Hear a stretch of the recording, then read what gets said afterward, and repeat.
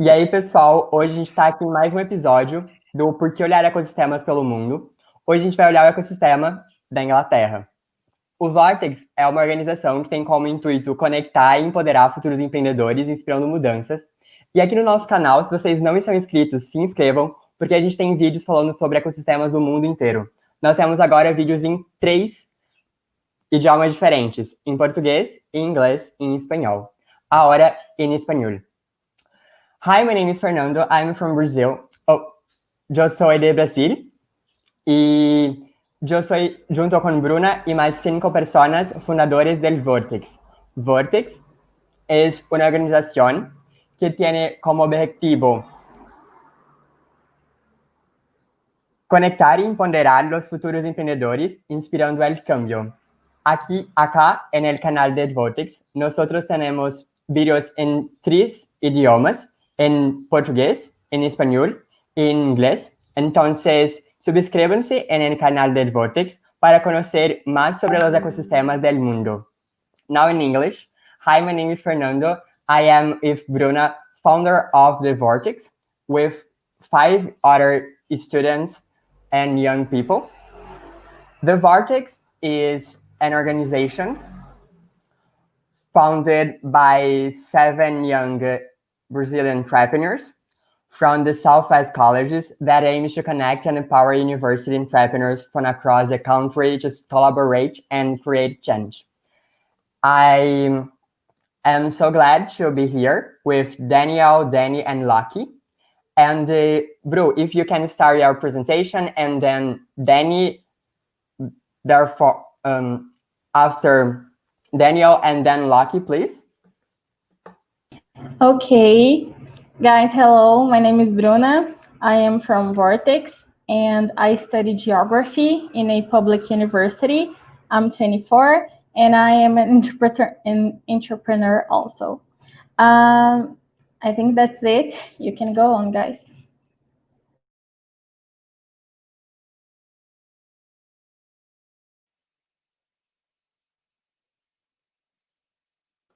Danny, you can go. Oh, hi, I'm Danny. I'm also 24. I'm from Birmingham in the UK. I studied entrepreneurship at Aston University, and I've got a little startup called Unlimited You, which creates accessible workouts for people with physical disabilities. Hi, I'm Daniel. I'm from an organisation called Birmingham Enterprise Community.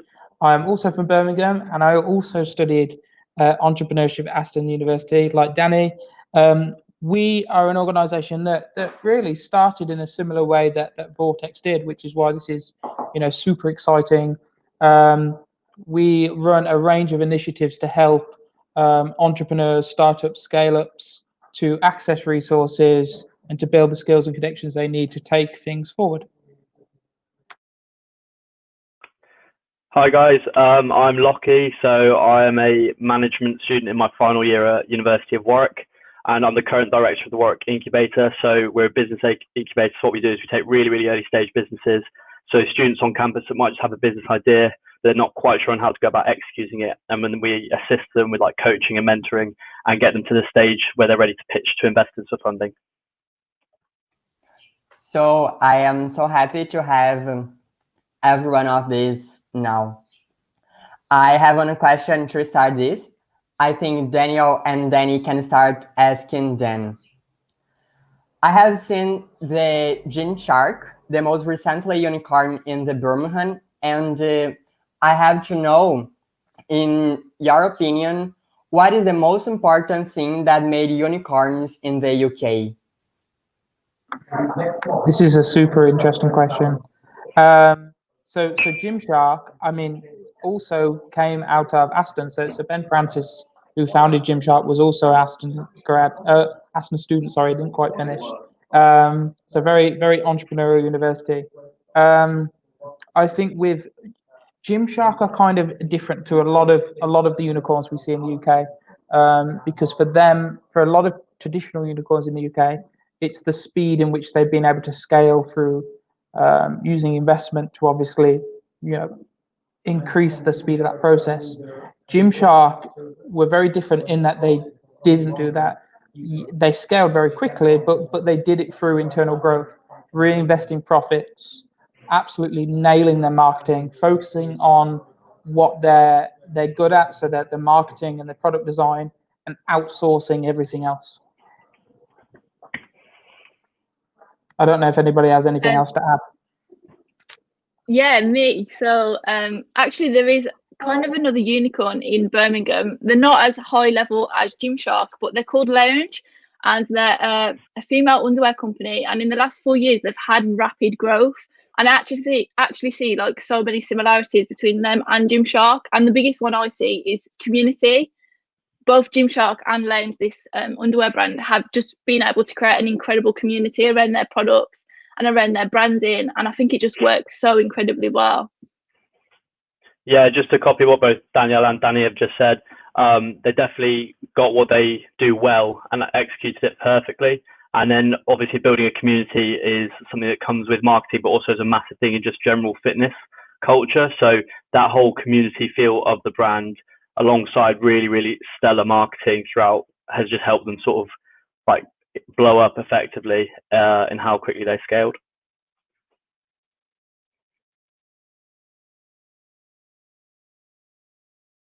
Guys, you've mentioned that Esta University is a very entrepreneur university, and I want to know how much you can see the young people today and schoolers in the universities going to the entrepreneurial way, you know, because here in Brazil, we have a lot of entrepreneurs who are entrepreneurs because they need it. They need their money. They don't find other ways to do it, so they go and build a business. There in England, how is it, and how can you see this changing in the mind of people of the universities nowadays? This is one for Locky, I think. Yeah, so yeah, it's huge actually. It's definitely increasing daily as well. So especially if you even hear our lecturers speaking about it. So if you went back 10 years on the same course as I do now, and then asked the entire year who wants to go into what sort of industry, be it investment banking or a corporate role or entrepreneurship, from speaking to lecturers, they'd say entrepreneurs probably would be about 10% of that makeup, whereas now it's probably a third to a half. So it's grown massively, really, really quickly. There's a variety of reasons for that. At universities, there's an increasing support network. It's actually a fantastic time to set up a business because you've got so many very intelligent, very driven individuals all around you. The idea of becoming your own boss is obviously very, very appealing to a lot of people. And with just increasing social media technology, it's becoming increasingly easier to find the right people. So, for example, I was speaking to somebody at Stanford Business School the other day, and they had somebody in their incubator program who was focusing in on construction technology, which nobody in the university really knew anything about because it's quite a niche. That said, they'd partnered with a university on the East Coast of America, and they had the world like leading professor in construction tech. So all that helps. I think a massive thing with entrepreneurship, creating a successful company, is definitely a support network. And I think the way things are going, that's becoming easier, and then because of that, helping to facilitate entrepreneurship in students. And I think one of the things that we've seen more recently, which has been an interesting trend, is really this rise in student-led initiatives. Obviously, societies has played a part in university life for a long time, but especially from an entrepreneur and startup front in the UK, we see a lot of student-led activity, which in some cases, the strongest pocket of entrepreneurship at the university can be the student-led activity. I mean, obviously Warwick and their incubator there are a fantastic example of that. Amazing. The network and this support is very important. And this I see in Warwick Incubator and in the Birmingham University Community Enterprise also. And guys, we have a very famous entrepreneur here in Brazil called Thales Gomes. And he says that ideas is worth 10 cents a ball. Like people who has many ideas, but do not put this in practice. And how do you guys see this incubator and the Birmingham Enterprise helping these people to put these ideas in practice and having success, or at least experience and learning from it? Do you know what, Danny? I think as somebody that's participated in the support, Yeah, yeah. So like, obviously, as a student in particular, it's really scary taking that jump and going from being like a student or a very recent graduate to actually starting your own startup. And you do need like so much support, even if it's just being around other entrepreneurs and having someone to talk to about all the things you're experiencing. So yeah, for me, like going through multiple entrepreneurship programs, it's just been being surrounded by people who are doing a very similar thing to what I'm doing, not in the sense of like our businesses are the same, just in terms of being on an entrepreneurial journey and going through that. So yeah, for me, it's about just surrounding yourself with people who understand what you're going through. So then when you do face a problem, you've already got loads of people you can talk to and they actually understand. And also being surrounded by those people is great, because if you're having a down day or you're unmotivated and you're really struggling, or you just look around and you see your friend who's just took an amazing leap and their business is doing incredibly well, and it's just like a massive kind of like a reality check, and to yourself you say to yourself, well, they're doing it, so I can do it too. And yeah, it's just having that around you like all the time. It's so important. I think she summed it up really well. As I'm sure Locky will agree with, that's the why we do this, is creating those opportunities for emerging entrepreneurs to connect, collaborate, share ideas, and grow together. Because I think that's how we really help people move along quickly, is by going on this journey together. Yeah, that's exactly it. And just to copy that point as well, is when you're reaching out, if you can get a mentor, say, or a network of support people that have been there, they've made their own businesses, any potential issues, pitfalls, problems that they might have had, they can help you navigate around, and they can probably see them coming way before you might. So like experience is like just humongous. It's really invaluable. So with that, like underlying all that is sort of connect to as many people as you know, that are warm contacts, like people that would actually be willing to lend a hand, be it just like a quick chat or just some sort of guidance with your business, is like really, really crucial. So in Brazil, we have the first unicorn in 2018. It's so recently. And in the UK, how is the first? No, it's how long is the first unicorn, and how the society take these technologies? Because in Brazil, this first unicorn was about mobile taxi. So it was an app that you use to take a taxi, and this is so good in Brazil because Brazil is so big. How it is in England? How is this technology? How is this startups? I will hold my hand up and say I have no idea who the first unicorn in England was, or in the UK. And the person opposite me is looking very confused. But what I will say is, in terms of numbers, the UK, I think I'm right in saying, has more unicorns than anyone else in Europe. Is there any particular focus to that question? What, in terms of the sectors that we normally see them in?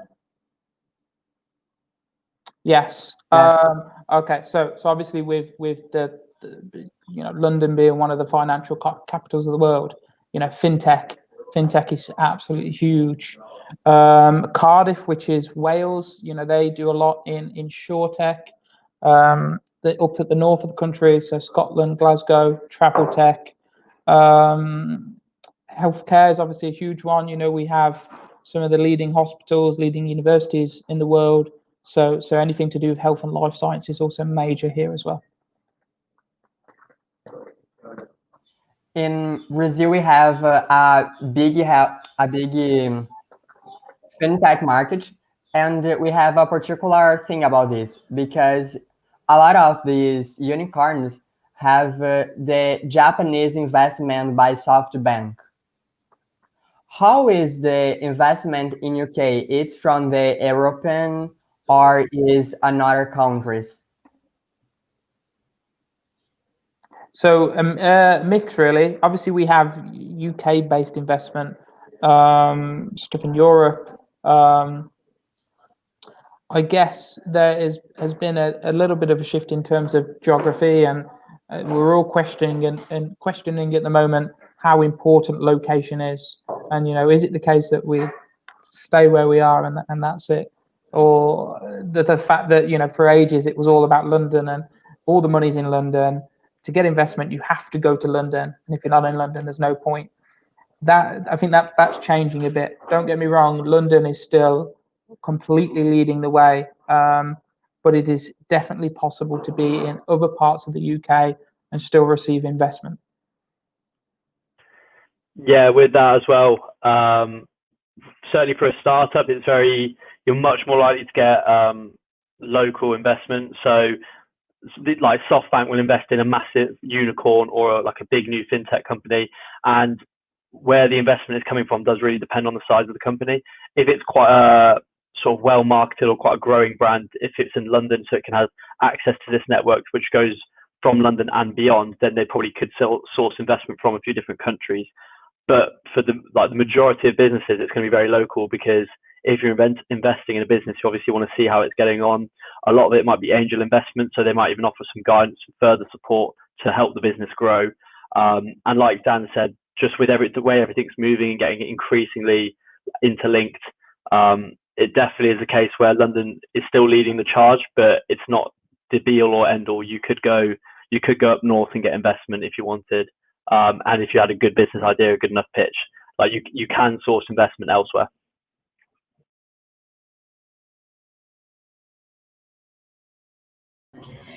Do you think that nowadays it's easier to get an investment to build a startup or a traditional business? I would say because of COVID, it's very, very difficult to source investment now. So our program's finalist day is like a Shark Tank or Dragon's Den style pitching day, where you have 5 or so investors and all the startups at the end of the program will pitch them for funding. With that, we had 4 lined up about March time of this year for the following March, and 2 of them had dropped out by the end of summer just because of COVID. So even though it was already happening in March, I think when people realized how severe it had gotten, a lot of companies and just individual investors will obviously want to hold back their income. With that as well, startups are obviously the payoff's bigger, but they are a lot riskier. So if you've got a startup and you can pitch it in a way, or you can put enough work into the project that makes it less risky than it might have been 6 months ago, then you'll probably be in still like quite a good position. That's what investors really care about, is what the return's going to be and what is the risk of the project. So as long as you can show that you will get ample returns and the risk is very or reasonably low for the amount they're putting in, you can still source income. And I think it's also sourcing other parts of ways of building the business.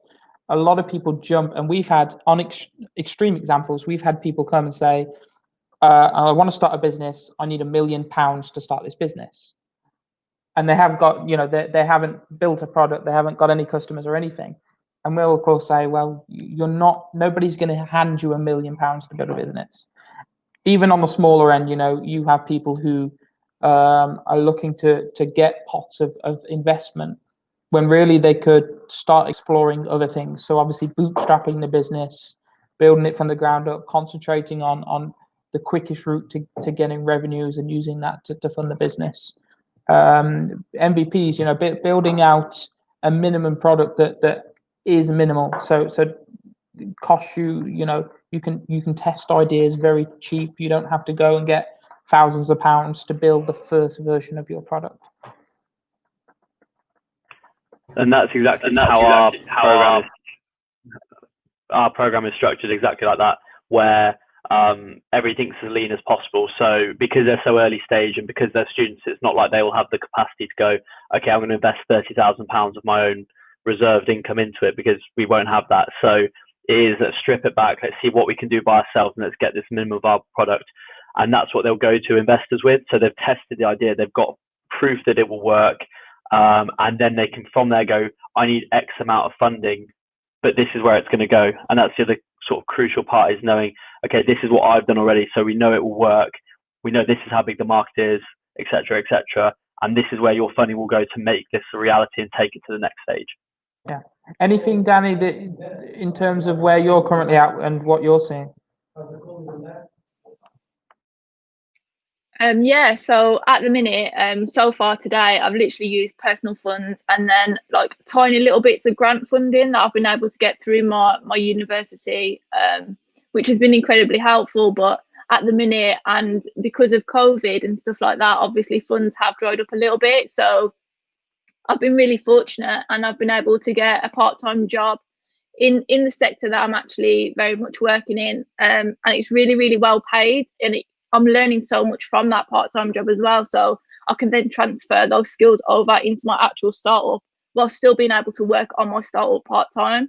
So I think sometimes it's about, just kind of realizing that you don't need investment and there are other options, and getting a part-time job in the field or in that sector is incredibly useful, not just for the money, but for the skills that you'll learn as well, because then potentially you'll be saving cash in the long term because you'll have those skills that you need to progress forward. So Danny, I have another question for you. In Brazil, the biggest fintech, Nubank, is founded by Cristina Junqueira. She is the unique female founder unicorn in the Brazilian unicorn cluster. How is the female founder support in the UK? And in your opinion, in UK, there are great numbers of women in startups? So I think it's still an area the UK is definitely working on, but we are seeing more and more female startups. And I think the research shows as well that actually female-led startups make more money than male startups. So it's actually really interesting. But yeah, I think it's definitely something that the UK is still working on. There still needs to be more female startup founders. And obviously it depends what field and sector you're in as well. So I'm in sport. And there's not a lot of women in sport tech startups, but it's fine. Like, I absolutely don't mind. I pretty much get along with the boys more than I do the girls anyway. But honestly, like, being the only female, I don't think it's held me back at all.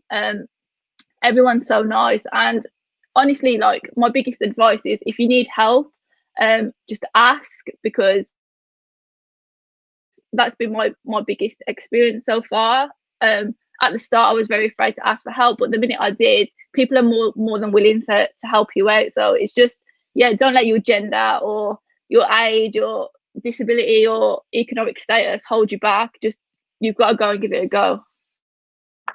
I think that's super important. I think I'll add in there, we had a big commission done in the UK last year, the Alison Rose Review, which looked at female entrepreneurship and the state of female entrepreneurship in the UK, and that found that less than a third of entrepreneurs are actually women.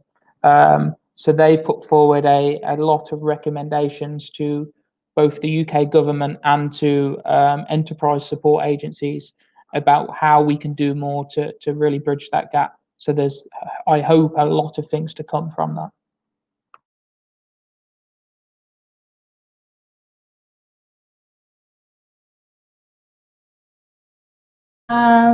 Guys, can you see an area that the startups tend to go? I don't remember the word right now, but if they are more to money, or if they are more to education, or can you see a tendency that these startups tend to follow in the UK, or they are very there is a variety? And can you talk a little bit more about this? Yeah.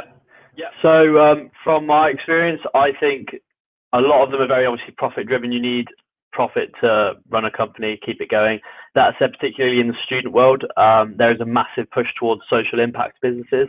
So these might be businesses that might make zero profits. In a similar way, there's also been a big push recently for social impact investing. So because you'll have business people in the UK that have got enough money to last them their entire life without needing to work another day. So what an increasing amount are looking to do is, okay, how can I give back? So they might do some like free mentoring and guiding of startups, but on the other hand, with their money, they might go, okay, let's invest where we might not try and get any return from it, but the social impact it's making could be huge. So things like charities, but these are cropping up particularly in the student world massively. Students tend to be quite just happy to have experience. So if you are a student, there's societies like Enactus, which run social incubator programs, things like that. And they're just really, really interested in doing good whilst getting the experience. So it's a very win-win. And that's something that's definitely growing, I'd say, even though it's not the main focus of entrepreneurship or startups in the UK, it's a massively growing sector.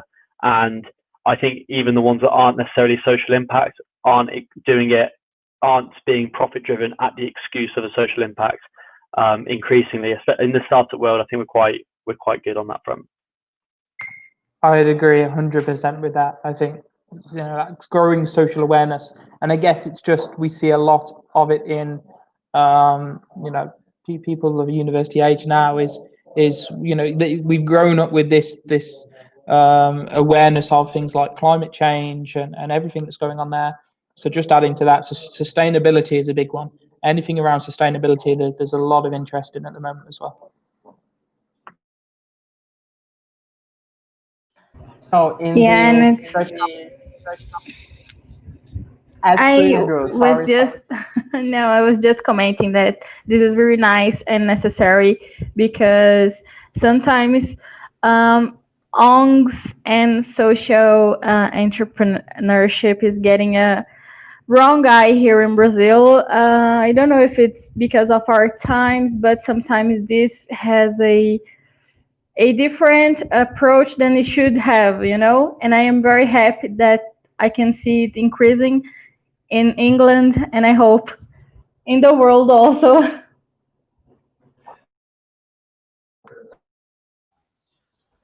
So in Brazil, we have a famous social impact organization that named Gerando Falcões. This organization is about the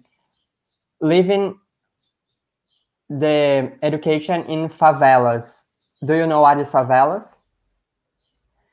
And I want to know, how is this in England? What type of social impact is that organization and startup is doing? And if you can speak a lot of one of them, talking about the story, I think it's great, because I think the problems in Brazil and the problems UK, it's so different in this social field. Where to start? I think there's, as we've mentioned, a lot of issues that entrepreneurs are trying to tackle. Whether it's, obviously we said sustainability, obviously anything to do with equality, especially with everything that's going on now, is absolutely huge. And we see, so there's a really interesting organisation called Civic Square in the UK, in Birmingham, who really look at the whole concept of communities, the whole concept of neighborhoods, and how we build really a better society.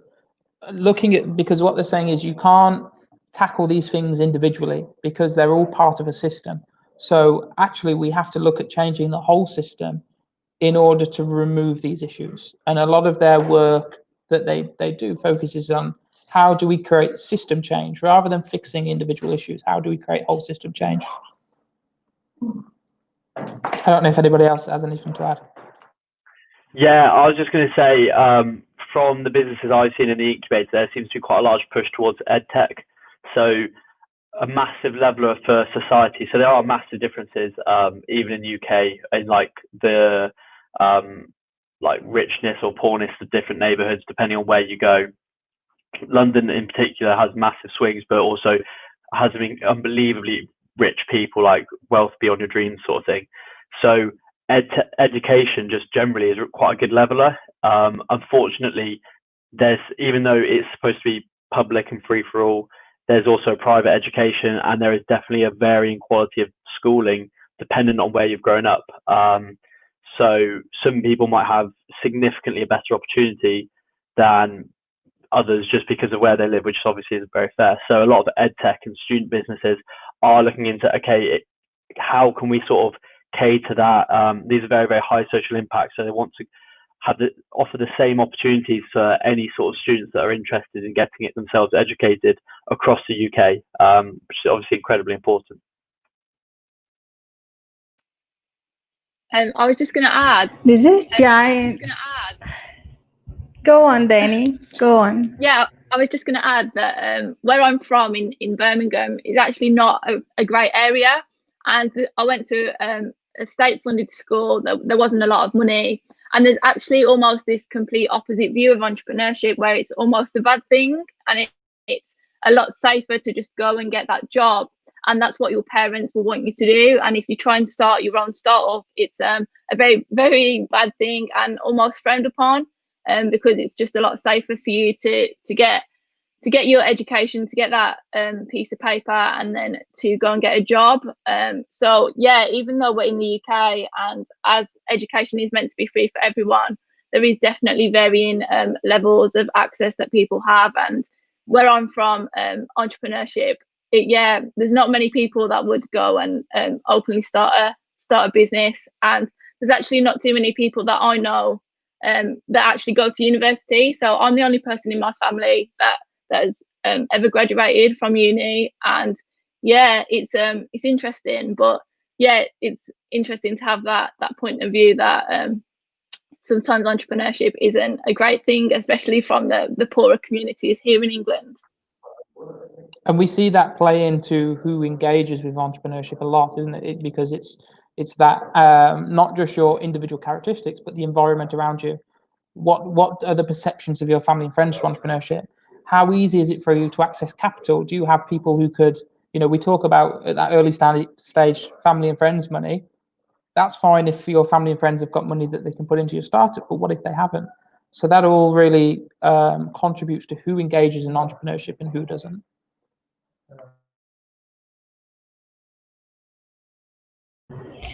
Well, in this talking about it, can you talk a little more about the ecosystem in the cities? Because we have the entrepreneurs, we have the incubators, the accelerators, and we have the government. How all this ecosystem helps these people from the poorer communities to rise, or they don't? How does it work? I'll take this. I think they don't do enough. A lot of the organs. So if I take, for example, because obviously Birmingham and the Midlands is a context we know well, because that's where we're based and work. They provide great support in terms of actually getting people in through the doors, giving them some business support, giving them mentoring. They do, fantastic support. In terms of accessibility to entrepreneurship and making sure that people from groups usually not represented have access, there is certainly not enough work that's done.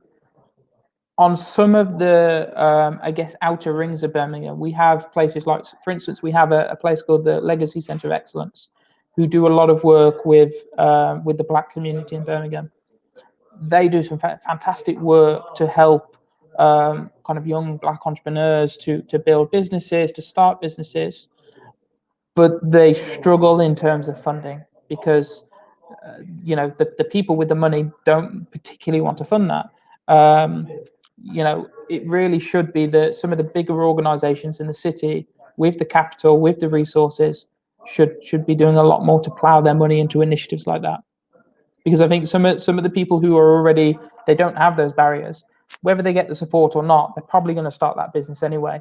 Whereas for more disadvantaged groups, that support or not having that support can be such a critical factor, whether they start in the first place, or two, whether they're successful or not.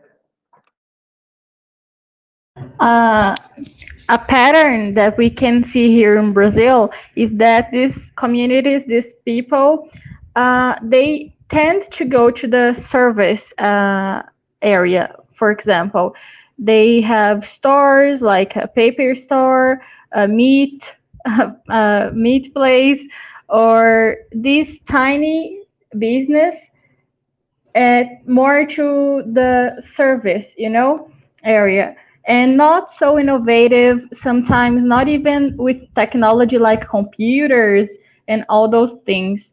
There in UK, are these people a little bit more, do they have tools to this? It's easier for them to have technology and innovation, or follows these patterns too? I would say having technology is really good, but we're at a stage now in the UK that having technology in itself isn't enough of a competitive advantage, or enough in itself to warrant having a successful business. So, for example, I'm a student. Most students will have a laptop now. In the UK, all the work will be put online, so you have to have a laptop or access to a computer. So really, how successful or innovative your business is isn't in the fact that you might own a piece of tech or own a piece of like a good computer or anything like that. It's what you actually do with that technology. So for, like you said, a meat shop, having technology in that shop beyond maybe like a credit card and like a till checkout, that sort of thing, might not be that useful. What the businesses really need to look at is, what do they have? Where could technology take them if they apply it in the right way? And how does that take them further than what a competitor would do?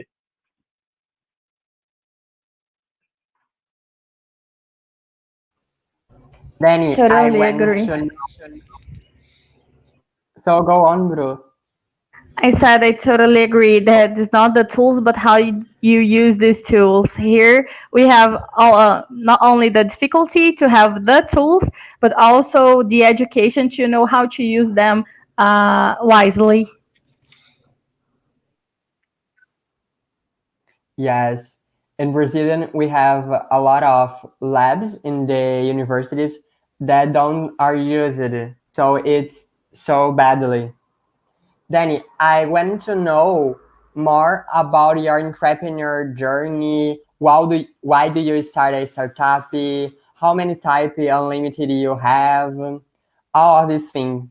Yeah, so I started my startup because of just a problem that I was facing. So when I was born, doctors were negligent and they damaged my spinal cord, and I lost the use of my right arm. So growing up, I had a lot of surgeries and was in and out of hospital and stuff like that. And yeah, growing up, I was always into sport, and I even played football professionally. But the older I become, the more difficult it was to have those sporting opportunities. And when I tried to use the gym, nobody knew how to adapt the exercises or the workouts for someone with like a disability like myself. And it was just incredibly frustrating. And I'd spend hours online trying to find this information, and I just couldn't find it anywhere. So yeah, I started my startup to try and improve that. So I went away and I trained to be a personal trainer. So I had all the knowledge, and I just figured I'd share it with as many disabled people as I possibly could, because it's incredibly important for us to stay healthy and move, as we've seen over the last couple of months all around the world. And it's like we often see, it's the minority of the marginalized people that aren't given access to all the information that they actually need. So for me, it was about making fitness accessible for as many people as I could, and as inexpensively as I could as well. It's so important for the society. In Brazil, we have the SUS, is the unique system of health, and this system made the support of these things. But in some regions, this support is so weak or don't exist. And I think it's a great business, and it's a social impact business. Yeah, definitely. I mean, even though we're in the UK and we very luckily do have free healthcare, and we've got an incredible NHS, there are still a large part of like the disabled community that don't get access to the healthcare or the information that they need as well. So even though we're here in England and we are very, very fortunate to be where we are, we still have massive flaws in our system as well. And yeah, it's just about people being brave enough to take that step, I guess, to plug those gaps and make the service better for everyone, not just in England, but all around the world as well. I also think that about fitness here in Brazil, there are a lack of help to disabled people. So it would be great if someone could do this startup here to help these people too. And talking about it, how do you see everybody who has a disability working in this startup or entrepreneurship area? Is this a common thing, or how do you see it?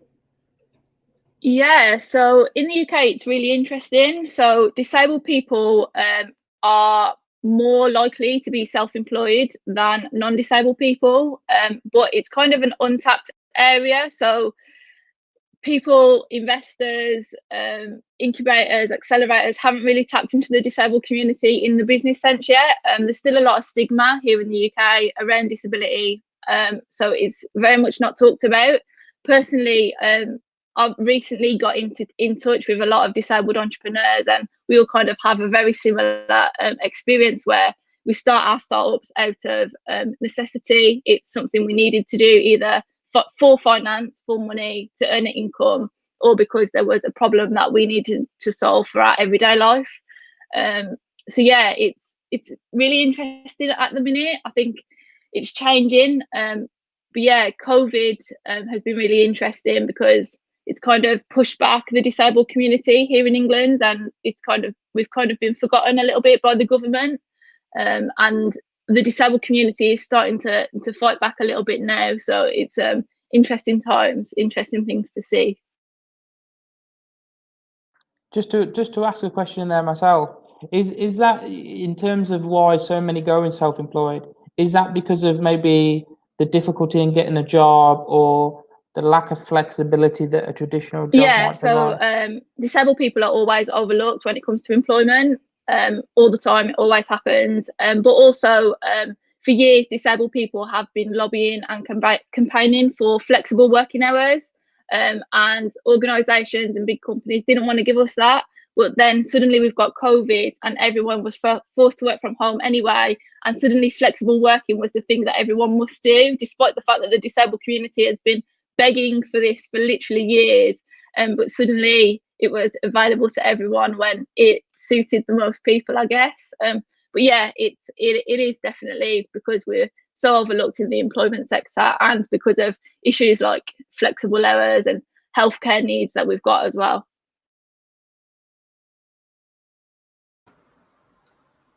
So we have talked about the government actions and the workers' abilities, and how is the government help the new technologies, the new companies, and the startups? The government have programs, or these programs are from the universities only? How this works? So without going into a history lesson, a lot of I guess support and the UK's general attitude towards entrepreneurship. Kind of, if you look back to the 80s, Margaret Thatcher, there was this big push that almost, you could, if you gave people these opportunities to be able to start and run their own businesses, it would really power the country forward economically. The UK had always seen itself as a leader in terms of inventions, innovation, and I think that really still continues today. We have obviously the intellectual property patent box scheme, which tries to encourage global businesses to register their intellectual property in the UK. As I said, we've got world-leading universities who not only do a lot in terms of obviously research, but in terms of then the commercialization of that research. And whether that is spin-outs from the universities themselves, or whether it's working in what we call a knowledge exchange partnership, with a corporate body to put out that innovation to the market. Obviously through people like Innovate UK and other government entities, there's a lot of grant funding available for innovation projects, whether in startups, established businesses, and all sorts. So yeah, the government puts a lot of money into startups and innovation, both at a national and local level, but there is probably some more stuff they could do as well.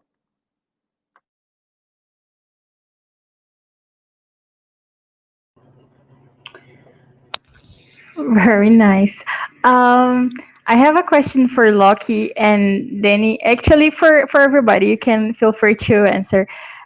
Today, we can see a difference from the past here in Brazil that a long time ago, actually not so long, everybody who would study would try to go to med school or be a lawyer or be a high CEO or work in a multinational, something that give a lot of money.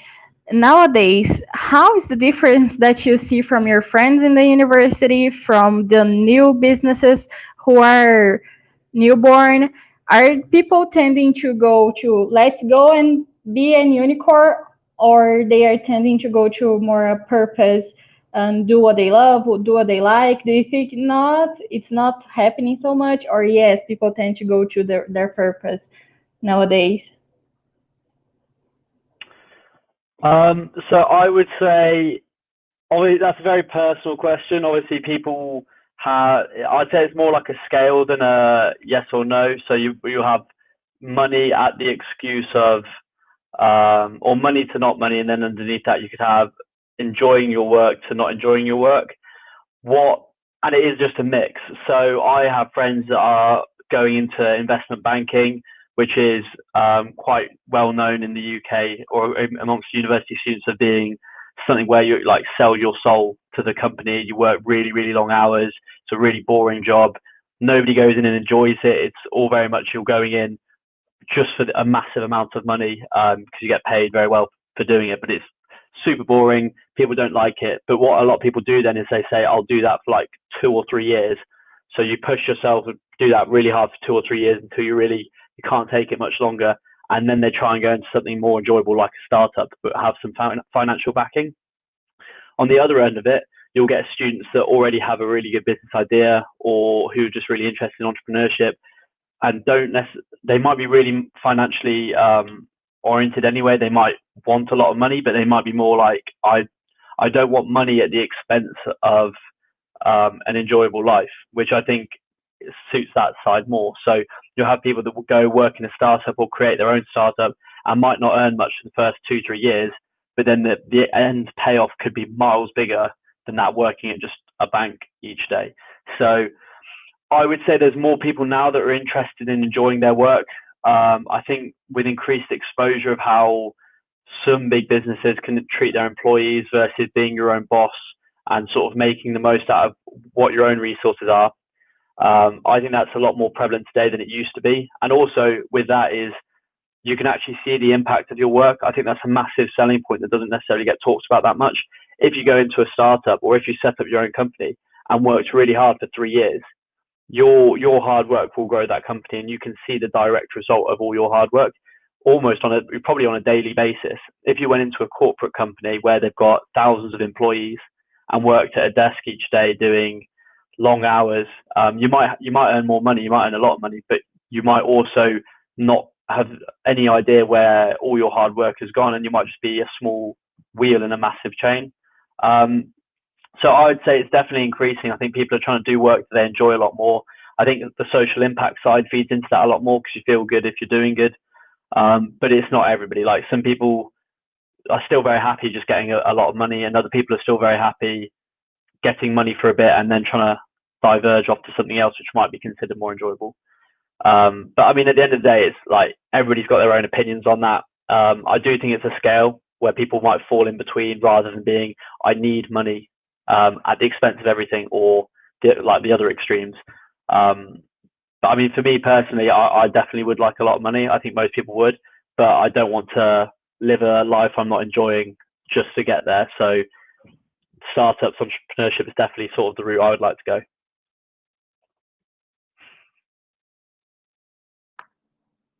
I'll add something. I was going to let Danny speak then, but for me, I never understand why people go into things that they really dislike.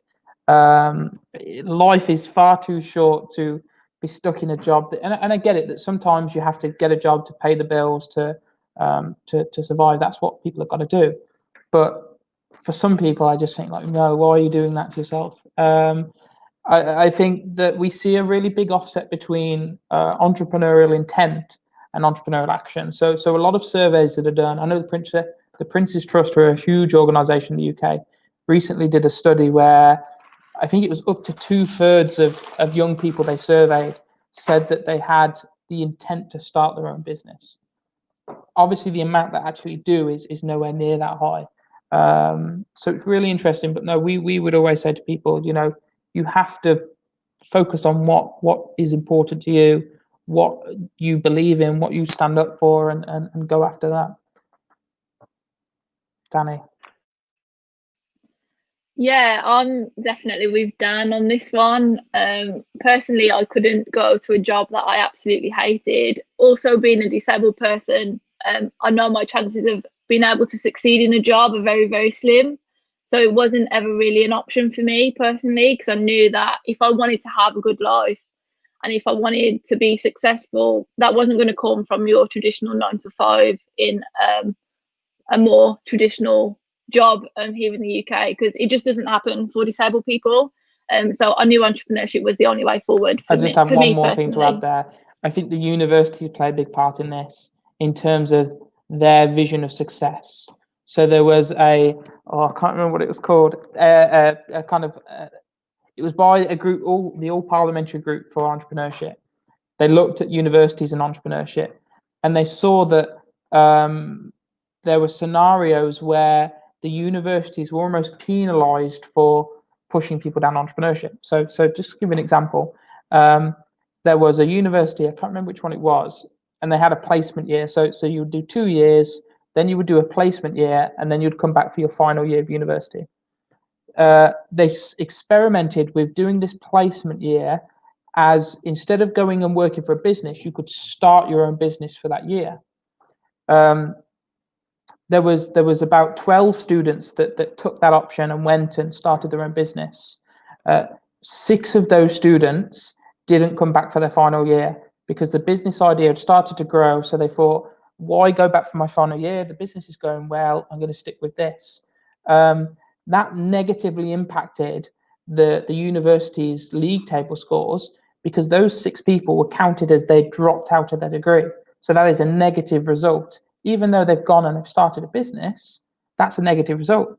If you take someone like Ben Francis, who started Gymshark, he dropped out of his university course. So he is effectively a black mark on Aston's record, even though he's created £1 billion company, employed 400-500 people. Negative. So the universities aren't really geared up to promote that. It's careers teams as well, a lot of the times, like say, graduate schemes. So when they start to speak about post-university life, it's look at this graduate scheme, look at that graduate scheme, not have you considered starting your own business? This is what you could do to explore that. Yeah, I'd just like to add, that is definitely the case. I think that is beginning to change actually as well, though. I think increasingly the government are sort of seeing the importance of entrepreneurship and obviously want to push that across the university. So Warwick now has an enterprise department. They're trying to copy the Stanford Business School model for entrepreneurship. And increasingly it's becoming definitely a bigger thing where it's not at the stage where like your personal tutor or a professor will go, have you looked at setting up your own business? But they're looking to facilitate entrepreneurship a lot more, and they're not looking at it with the same sort of view as they certainly did traditionally, which was very much, that's not a good job per se.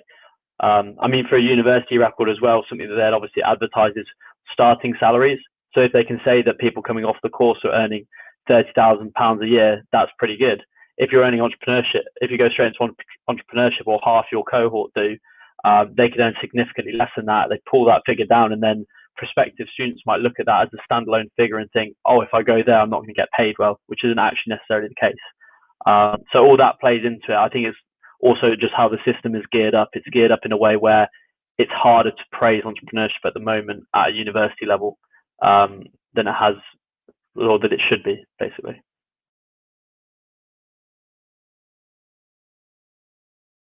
The experiences in the university is so important, and we are going to the end of the life. If you can mention the 3 main characteristics of the English entrepreneur ecosystem, it's great because this can resume how we can speak in this life. Yeah, I'd say biggest factor in entrepreneur ecosystem, probably, I mean, certainly the network of people around you.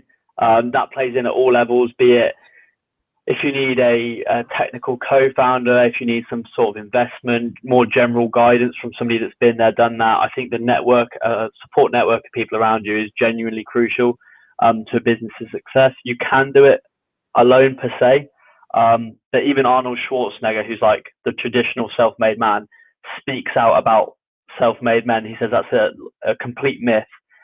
Everybody gets support. Everybody needs support. Everything you do business-wise is guided by experience, be it yours or somebody else's. Nobody's going to build a perfect business without having any experience. So already they've had some sort of support.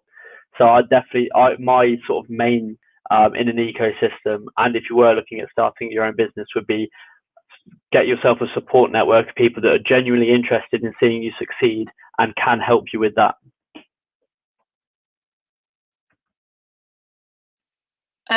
So for me, I think it's purpose, or really understanding why you're doing what you're doing, because obviously it's really tough at times and it's a slog and you have to keep going at it and you have to be very determined and persistent to get anywhere.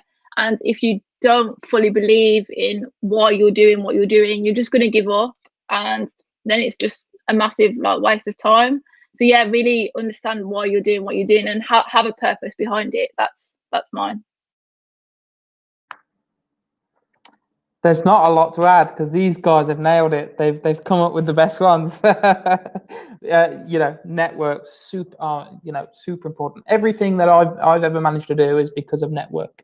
That's fact. Purpose, as Danny said, so important. Back to what we were saying about doing something you actually believe in and are passionate about. I guess for me it would be the support. It is go out and use the support. There's a lot of people we see who try and struggle out on their own, and there's people over like Vortex, Warwick Incubator, the Birmingham Enterprise Community, who are there to help on the journey. So go out and use that support.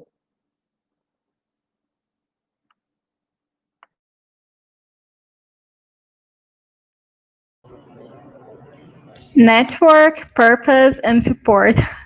I hope everybody can have this these days. It's not support. I don't know if everybody can have, but I know that network can lead you to places, very nice places where we never imagined to go, and purpose can keep you there, Danny, because sure, if you don't have a purpose, some time or another, you're gonna give up because it doesn't make sense anymore. Guys, I want to thank you so much for giving us your time, for giving us your knowledge about the British ecosystem in your words, and for being here. So so much thank you. Thanks, guys. Thank you. Yeah, thanks for having us. It was really good, actually. Very enjoyed. Yeah, just thank you. It's been great. Bye. Bye bye, guys.